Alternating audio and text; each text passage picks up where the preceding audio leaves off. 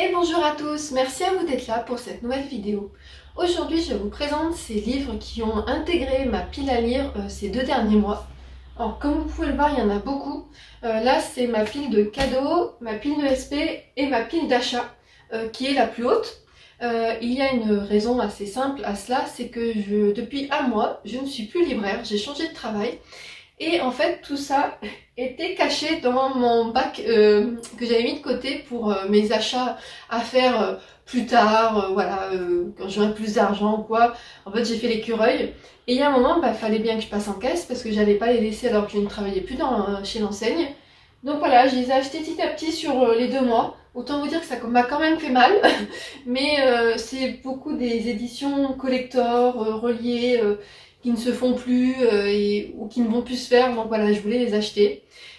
Donc ils vont intégrer ma pile à lire récemment et comment vous dire que ça fait mal ma bibliothèque parce que j'ai plus de place. Mais voilà, je pouvais pas passer à côté. Mais voilà, pour les prochains à venir, cette pile-là va réduire parce que normalement les SP, je devrais plus en recevoir ou très peu, selon si j'en ai par Instagram ou si mes collègues libraires m'en font envoyer. Et quant à mes achats, il faut qu'ils réduisent parce que là, moi, je peux pas rester sur ce rythme tous les mois. Sinon, dans 3 mois, clairement, je bouffe les croquettes du chat, quoi. Et le pauvre, il mérite pas que je mange ses croquettes.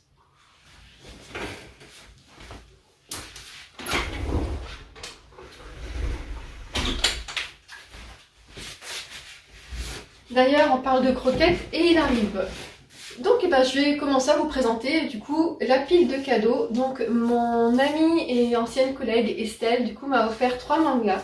Donc le tome 1 de Bright Stories de Kaoru Mori aux éditions Kiun. Ensuite Je ne suis pas un ange de Ai Yazawa, c'est chez Delcourt Tonkam. Et le troisième qui est Gokinjo, une vie de quartier de Ai Yazawa aussi, c'est la même autrice. Ce sont ses mangas préférés. Donc là, on est sur du shoujo, et là, de la tranche de vie. Elle m'en avait déjà beaucoup parlé de celui-ci. Je le vois beaucoup passer pour les personnes qui ont aimé Reine d'Égypte, ce qui est mon cas. Donc voilà, je suis hyper contente. C'est vraiment des mangas que j'ai très hâte de lire pour découvrir ce qu'elle aime et pouvoir parler avec elle du coup de ses lectures. Et ça m'a vraiment hyper touchée. En plus, je me mets de plus en plus à lire manga et on en parlait beaucoup toutes les deux. Donc voilà, j'étais vraiment très émue qu'elle m'offre ça et j'ai vraiment hâte de les lire. Ensuite, ma chère petite Marion m'a offert la carte des coffins, la destinée de l'Avalon de Marie Repelin aux éditions Pekaji. Donc c'est le spin-off de la carte des confins. Et elle m'a offert le tout nouveau qui vient de sortir, donc le tome 3 de la carte des confins, toujours de Marie Repelin aux éditions Pekaji. Donc voilà, elle le sait, j'avais adoré les 2 premiers tomes et en fait j'avais pas acheté encore les livres. Bonjour Batman, tu viens nous dire bonjour, tu es mignon. Je les avais pas encore achetés parce que voilà, qu'ils étaient pas en collector. Je m'étais dit à l'occasion tu les prendras. Et du coup elle les a lus aussi, elle sait comme j'avais aimé. Et donc voilà, merci petite Marion. Hop. Ensuite, j'ai eu pour Noël, par mon amie Pauline, Les Princes du Feu de J. Robin aux éditions Plume Blanche. Donc apparemment, ça parle de pirates. Mais la madame est contente. Et elle m'a offert également Nous traverserons des orages de Anne-Laure Bondou aux éditions Gallimard. Anne-Laure Bondou est une de mes autrices préférées. J'avais adoré L'aube sera grandiose, qu'elle a écrit il y a quand même, je pense, 6-7 ans, qui est une très belle histoire d'une mère avec sa fille, que j'avais vraiment adoré. Et là du coup c'est le dernier livre qu'elle a sorti. J'ai très hâte également de découvrir cette nouvelle histoire. Qu'est-ce que tu fais? Je ne sais pas. Alors, ensuite on passe à la pile des services de presse. Donc comme vous voyez, il y en a quelques-uns. Tout d'abord, j'ai reçu Les héritiers de l'article de Aslak Nord aux éditions Le Bruit du Monde. L'année dernière, j'avais lu le premier roman de cet auteur qui est Le Cimetière de la Mer et j'avais adoré. J'avais même pu aller rencontrer l'auteur à Quai du Polar, il m'avait dédicacé mon exemplaire, j'étais vraiment ravie. Et là du coup, c'est le représentant des éditions Interforum qui me l'a envoyé. Il fait aussi des éditions XO, ce qui fait que j'ai eu celui-ci aussi. Mais voilà, hyper contente de l'avoir reçu. J'avais vraiment beaucoup aimé découvrir la Norvège de la Seconde Guerre mondiale. Et là, et ben on est avec la même famille, les Falk, et voilà. Que vous dire à part que j'ai vraiment très très hâte de le lire. Ensuite, j'ai reçu le Graal. Donc le Graal, en ce livre, donc qui est Les Effacés de Bernard Minier aux éditions XO, qui est la suite de Lucia que j'ai lu il y a pas très longtemps. Et là où je vous dis que c'est le Graal, c'est qu'il est dédicacé. Voilà, je suis hyper contente. Chère Laurie, voici une nouvelle enquête de Lucia au pays des Ultra Riders et de celles qui se lèvent tôt. Bonne lecture. Voilà, je suis pas sûre que ce soit Ultra Rider. Je vous dirai quand je l'aurai lu. Mais vraiment, voilà. Quand je l'ai reçu, que j'ai déballé le colis, j'ai sautillé de partout dans mon appartement et mon conjoint m'a regardé en me disant mais ça va pas mieux toi? Et je lui dis ouais mais c'est Bernard Minier. Mais, ah d'accord. Tout de suite j'ai dit Bernard Minier il a compris. Il s'est dit c'est bon c'est normal. Donc voilà, je suis contente. Et avec ces deux-là, le représentant m'avait envoyé Tuer le temps de Paul Joubert aux éditions L'Archipel. Qui sort le 2 mai, donc il n'est pas encore sorti et ça a l'air d'être un petit peu de la science-fiction. Donc je le lirai, je vous dirai ce que j'en pense. Je connais pas du tout l'auteur. En dessous il y a marqué « Ne renverser le sablier qu'en cas d'extrême nécessité ». Donc voilà.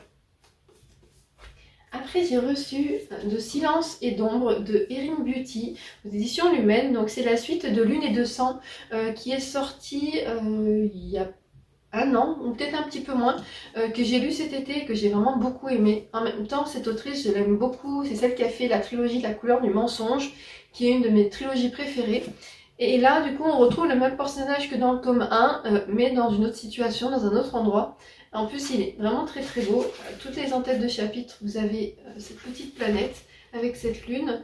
Et voilà, pareil, j'ai très hâte de le lire.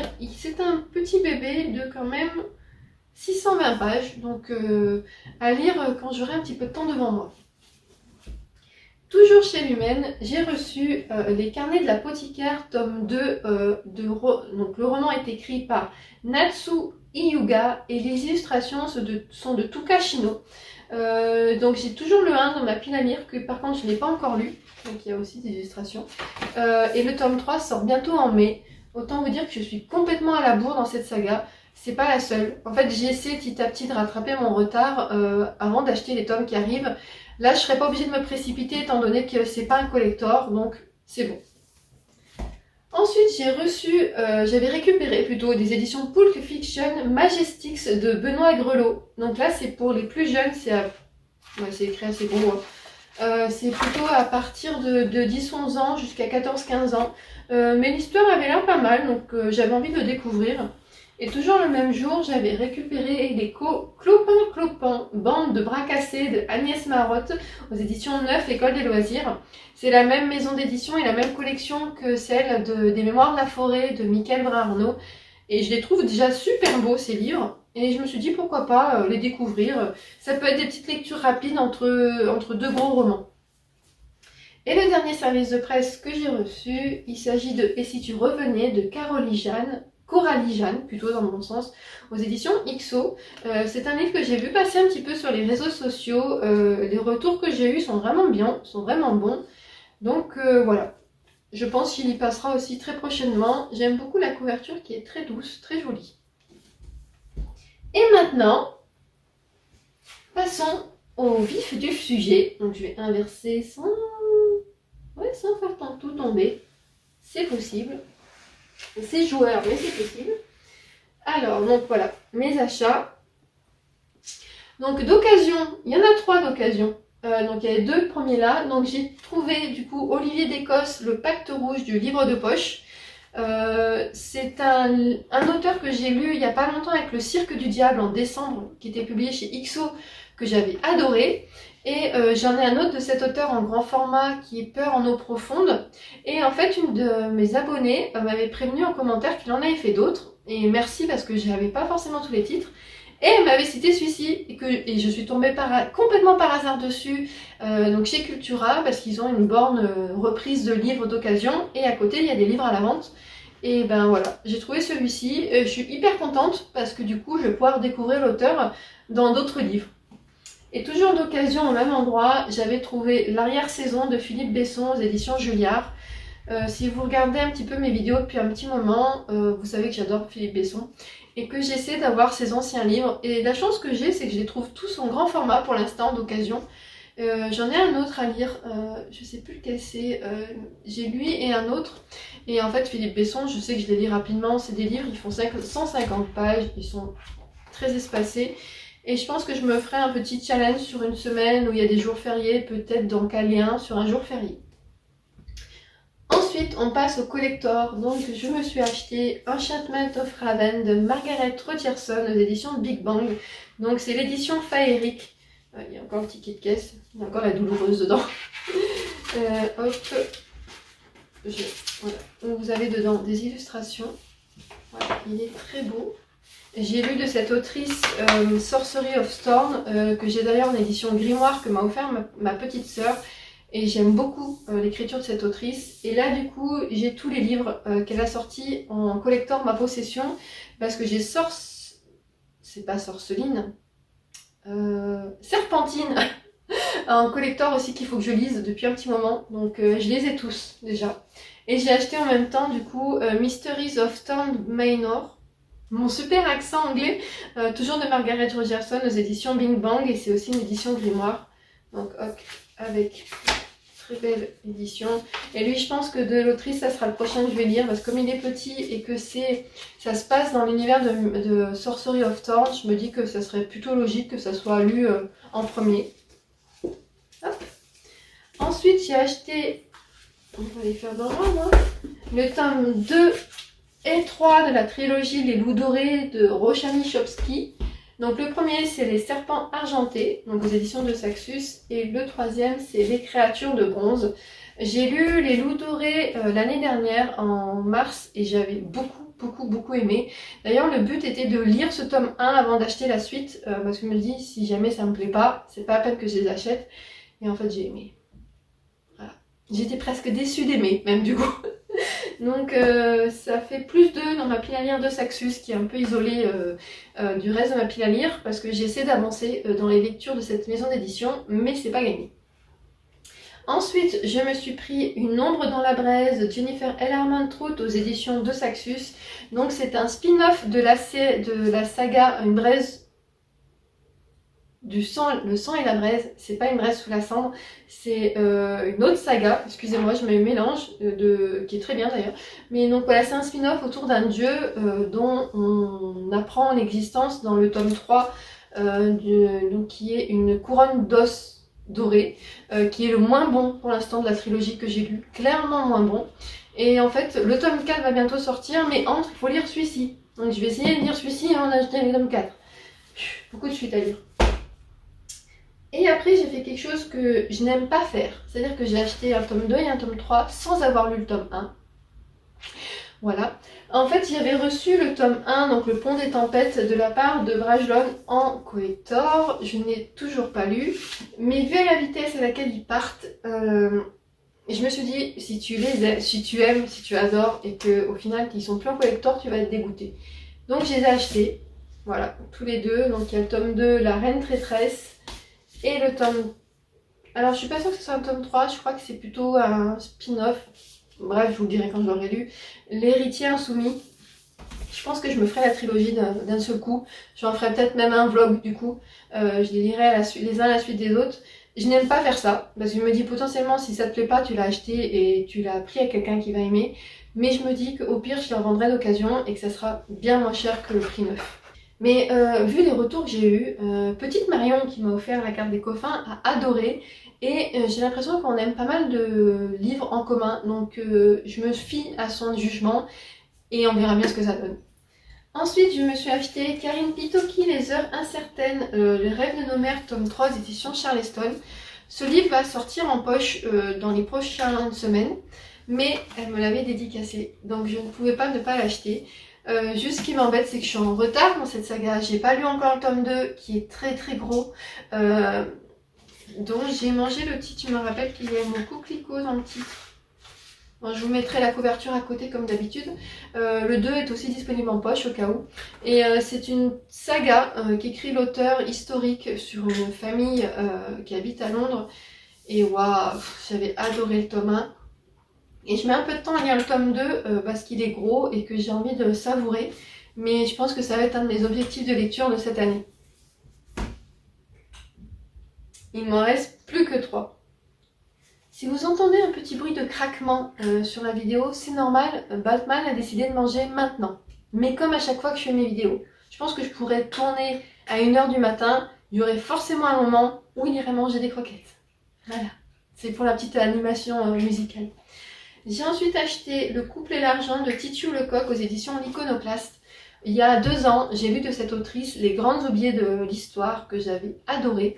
Elle fait des essais toujours hyper intéressants et lui, je l'avais mis de côté depuis un moment. Et je me suis dit, il faut quand même que tu le prennes parce que il n'est plus trop dispo en librairie, il faut le commander à chaque fois. Et ça, c'est le genre de livre que j'aime bien lire à côté d'un autre. Donc voilà, je sais qu'il restera pas longtemps dans ma pile à lire. Et j'ai vraiment hâte de découvrir comment l'auteur nous parle de l'argent au sein du couple. Le troisième que j'ai trouvé d'occasion, j'ai eu un bol monstrueux. Il s'agit de Poussière blonde de Titania de Rosnay aux éditions Albin Michel. Donc lui, il est sorti il n'y a pas longtemps. Et pourquoi je l'ai acheté? Tout simplement parce qu'il s'agit de Marilyn Monroe et qui est une personnalité que j'aime beaucoup. Il y a un moment où j'avais pas mal de produits dérivés, donc j'ai une housse de couette, mais j'avais des tableaux, j'ai eu des beaux livres dessus. Et ça fait un moment que j'avais rien lu sur elle. Et là, quand je l'ai vu d'occasion à 4,99 €, je me suis dit, prends-le parce qu'il te fait de l'œil de toute façon. C'est vrai que depuis qu'il est sorti, je me dis, est-ce que je le prends et tout. Mais il était à 21 €, 22 pratiquement. Et je m'étais dit, attends, peut-être qu'il sorte en poche. Tu vas pas le lire tout de suite. Et là, du coup, le fait qu'il soit en occasion, je l'ai pris et je pense que je le lirai assez rapidement. Parce que j'ai, en plus, Titania de Rosnay, ou de René, je sais pas comment on dit, j'ai lu 2-3 livres d'elle et j'aime bien sa plume. Donc je vous avoue que j'ai vraiment hâte de voir comment elle nous parle de Marilyn. Et le dernier achat, il s'agit d'un animal sauvage de Joël Dicker aux éditions Rosie & Wolf. Et la particularité de ce livre, c'est qu'il est dédicacé parce que nous avons accueilli donc au Cultura Mandelieu l'auteur en dédicace un peu de jours avant que je m'en aille. Et je pouvais pas ne pas faire dédicacer mon livre. donc voilà, je suis super contente. Et donc en fait il fait partie des 2 seuls de l'auteur que je n'ai pas lu. Donc l'autre c'est Le livre des Baltimore, que je n'ai pas en ma possession d'ailleurs, il faudra que j'achète. Bonjour Batman. Et celui-ci, au vu des retours que j'ai eu, j'ai vraiment très envie de le lire. En même temps, je vous ai dit ça pour tous les livres qui sont là, mais c'est quand même bien d'avoir des livres qui vous font très envie quand ils viennent d'intégrer de manière très présente votre bibliothèque. Donc par rapport à tout ce qui est sorti en poche, il n'y a pas grand chose. Donc il y a, sans faire tomber, le Olivier d'Écosse, du coup, le Pacte rouge qui existe chez le livre de poche. L'arrière-saison de Philippe Besson, étant donné qu'il est sorti en 2002, il doit être sorti en poche. Si c'est le cas, je vous mettrai la couverture à côté. Les heures incertaines de Karim Pitoki, de mémoire, pour l'avoir vu passer sur les réseaux, il est sorti ou il va sortir. Et sinon, dans ce qui est là, il n'y en a pas en poche. Par contre, vous avez le premier tome de La carte des confins de Marie Repelin, qui est sorti dernièrement chez PKJ en format poche. Donc voilà pour mes achats, mes réceptions, mes cadeaux. J'avoue que ça fait un sacré book haul, mais de toute façon ça sera un des derniers, je pense, aussi important de la chaîne, étant donné que je ne suis plus libraire. Mais voilà, j'en profite du coup. Est-ce que vous avez lu certains que je viens de vous présenter? Est-ce que vous les avez en votre possession? Si jamais vous avez envie de faire une lecture commune avec un des titres que je vous ai présenté, n'hésitez pas, vous avez les commentaires et sinon vous avez mon adresse mail dans la barre d'infos. Vous pouvez me contacter, il n'y a pas de souci, on peut faire une lecture commune en petit comité, donc que 2, ou sinon on peut convier d'autres personnes, il n'y a aucun problème. Vous, de votre côté, qu'avez-vous acheté de beau récemment? Que pensez-vous acheter prochainement? Moi, je vous avoue que là, pour le mois d'avril, j'ai acheté 3 mangas et 4 romans. Il y a un roman qui va être en plus que je vais acheter prochainement, c'est Light Babe. Oui, Light Bane, je crois que ça se dit comme ça, de Alex Aster aux éditions Lumen, tout simplement parce que j'ai lu le premier tome, Light Clark, que j'ai fini début de semaine, et que j'ai envie d'avoir la suite parce que ça m'a vraiment plu, et que je veux en collector, parce que ma soeur m'avait offert le premier en collector, et les collectors chez Lumen, ils restent pas longtemps en librairie, donc c'est pour ça, dès qu'il sort, je l'achète. Donc voilà, je vous remercie infiniment d'avoir regardé cette vidéo, et je vous dis comme d'habitude, à très bientôt!